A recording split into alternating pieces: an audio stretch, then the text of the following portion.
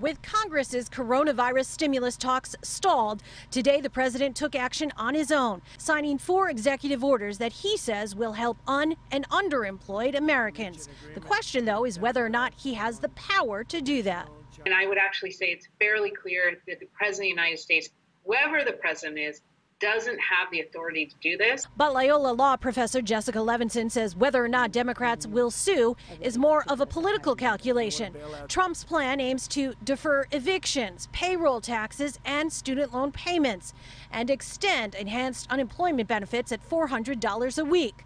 A legal challenge to any of it could come off the wrong way. So President Trump basically said, I dare you Democrats to sue, because if you sue, it's going to look like what it is, that you don't care about your country, according to him. With deferred payroll taxes, workers making less than $104,000 a year would not have taxes taken out for Social Security or Medicare from September until December.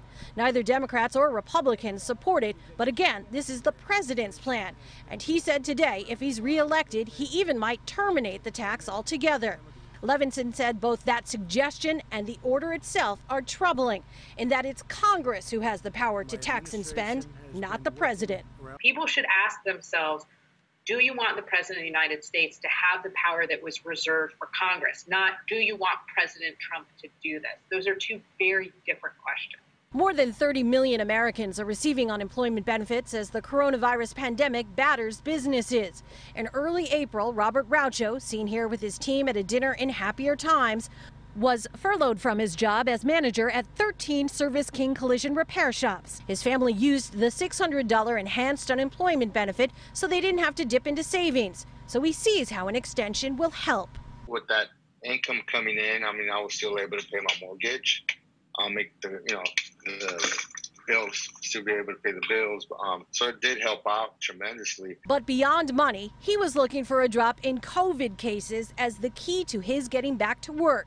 Finally, he'll return next week. It just seems like there's a lot of people, the younger generation is not taking it that serious.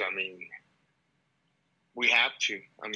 We need to end this. The president also said today he would be working on cuts in income taxes and taxes on capital gains. In Studio City, I'm Lori Perez, KCAL 9 News.